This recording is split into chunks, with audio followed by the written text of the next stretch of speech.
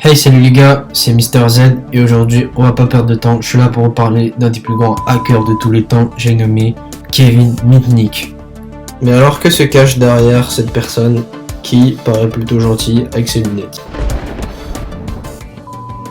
Né le 6 août 1963 à Van Nuys en Californie.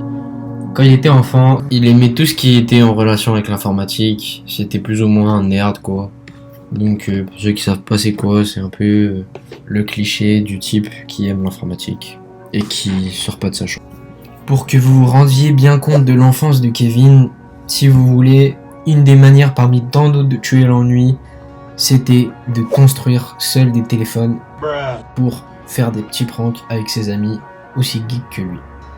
Donc déjà, on peut à peu près situer le niveau de Kevin, même dans son enfance. Alors imaginez le monstre que ça va devenir quand il va grandir. Pour lui, les choses s'accélèrent en 1980 lorsque le hacker, alors âgé de 17 ans, commet son premier gros coup. Toujours avec ses amis, il pénètre le prestigieux central téléphonique Cosmos de Pacific Bell à Los Angeles. Il s'agit d'un centre informatique qui archive entre autres tous les appels téléphoniques. Malheureusement pour lui, Kevin se fait dénoncer à la police par son ancienne petite amie qui n'ont sûrement pas dû se quitter dans de bonnes conditions. Finalement, il a été accusé de dégradation de données et il écope de 3 mois de détention, un centre de redressement et une année de mise à l'épreuve. Donc on pourrait se dire que ça y est, il va comprendre, il va arrêter ses bêtises. Mais non, au contraire. Il finit par développer une obsession au piratage et poursuit sur cette dangereuse lancée où il deviendra entre guillemets la bête noire du FBI.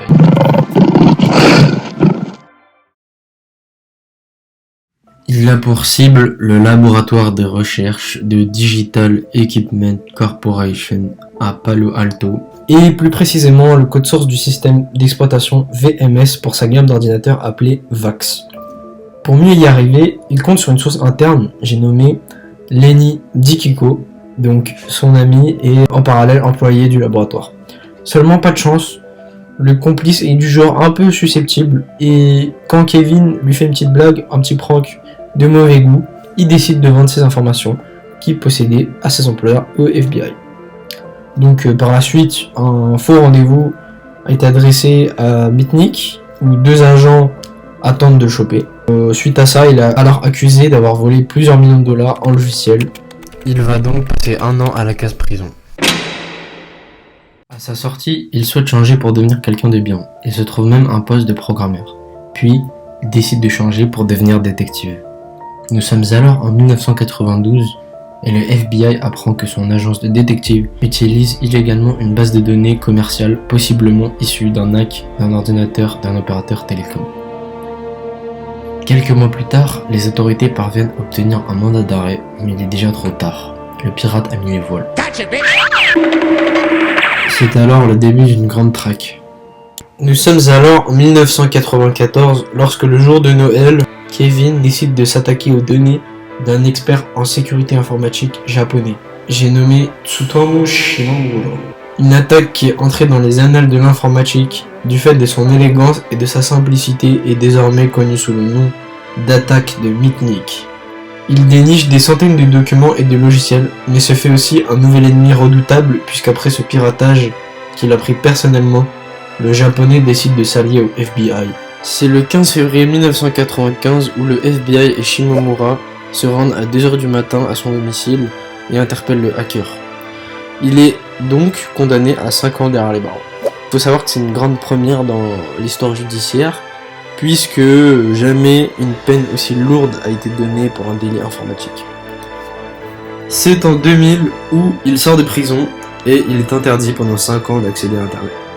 Il s'est aujourd'hui, heureusement, reconverti en tant que consultant en cybersécurité, mais c'est aussi un conférencier et c'est aussi l'auteur d'un livre qui s'appelle L'art de la supercherie. Il effectue aujourd'hui des tests de piratage pour les plus grandes sociétés du monde et donne aussi également de nombreux cours aux organismes gouvernementaux. Et voilà les amis, c'est tout pour cette vidéo d'aujourd'hui sur l'un des plus grands hackers de l'humanité. J'espère que ça vous a plu, c'est une de mes premières vidéos, enfin c'est ma première vidéo. J'aimerais beaucoup savoir votre avis dans les commentaires. Qu'est-ce qui est à améliorer, qu'est-ce qui est bien, qu'est-ce qui est pas bien. lâchez un like si ça vous a plu et abonnez-vous. Et moi je vous dis à la prochaine pour une nouvelle vidéo.